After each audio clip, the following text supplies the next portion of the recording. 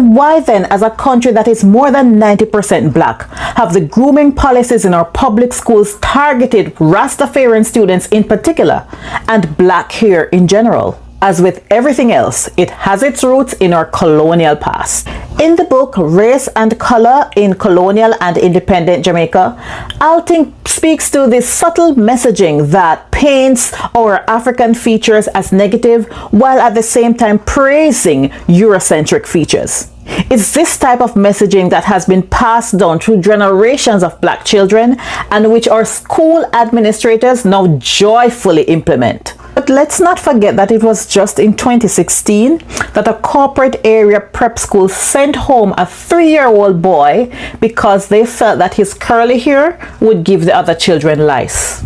Might I also remind you that it was only in 2020 that Jamaica's Supreme Court ruled that the Kensington Primary School was within their right to ban a 5-year-old child with dreadlocks from their school, and that they did not violate the child's constitutional rights. It is not difficult to see why these grooming practices that are largely discriminatory to dark-skinned Jamaicans with Afrocentric features, it's not difficult to see why it is so pervasive in our institutions and in particular our schools. It serves as a constant reminder of who is really in control of our institutions.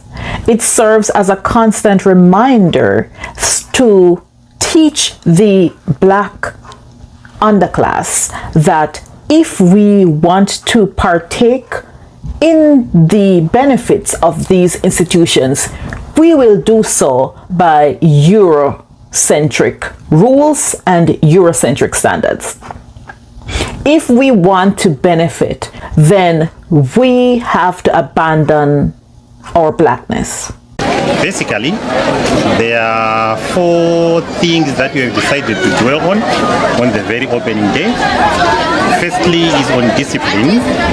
We discovered that the caliber of learners we have at George Stack have a tendency of coming to school unprepared in the sense that, as we have just seen, there are some who still have stylish hair, some have tints and all sorts of hairstyles which do not promote good learning at a learning environment. So that being the case, I decided not to send them back home, in the sense that if you tell them to go back home and be barbed properly, they have a tendency to stay on the road until the time we dismiss others, and as they get home as such, they don't even tell the parent the reason why one would have been.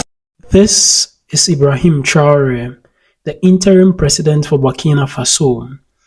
In the past few weeks, he has been in the news for enacting a law that is meant to protect the heads of pupils and children of school-going age. In most schools in Africa, hair is meant to be cut down. You are not supposed to keep your hair long. You are always expected to cut your hair down. But in most parts of the world, children of school-going age do not cut their heads down. They are made to keep their hair throughout school. But in Africa, it is not so. Students or pupils are made to cut their hair down, sometimes even forcefully made to cut their hair. And it is in regards to this that the president of Burkina Faso, Ibrahim Traore, has enacted this new law in order to prevent students from losing learning hours or contact hours if their hair is not cut short. Now, what happens in some schools is that some students are made to leave the classroom, or they are being sacked for not cutting down their hair short. But the president of Burkina Faso says that our hair is our identity, and our hair does not necessarily have to be short always or to be shaved always. We can grow it and then keep it as part of who we are. Now let's cast our mind back to the olden days. Our hair was not shaved during the olden days. We normally keep our hairs long. Our parents, our fathers, almost all of them keep their hair long. It was during the colonial era that hair was made to be cut down in order for children to be able to go to school. So they use schooling as a way of making us cut our hair down. So for every child who is of school-going age is expected to cut down his or her hair in order for the person to be able to go to school. If you do not cut your hair down, you are not allowed to go to school. And this has been with us. We have enforced these laws on our students and our pupils right from the colonial era. Even till now that there is independence, we still hold on to these laws.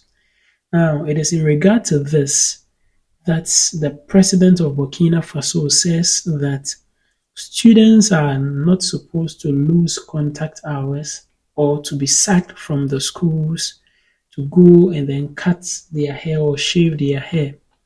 School authorities can provide guidelines as to how students should keep their hair neat and well kempt rather than forcing them to cut their hair down. And I think this has some form of significance because if you look at the hair of students, you may ask yourself and wonder how that has got to do with the student's ability to perform if the student keeps his or her hair. So this law is in line, and I believe that the president of Burkina Faso is bringing out something that can help the people of Burkina Faso and even Africa in this process of liberation. Let me know what you think about this in the comment section below, whether you think keeping of hair should be allowed in our schools or students are supposed to be forced to cut down their hairs. Let me know what you think about this in the comment section below. Don't also forget to subscribe to the channel. Just locate the subscribe button down there. Click on the subscribe button. Click as well on the notification bell. And I'd like to see you in the next video.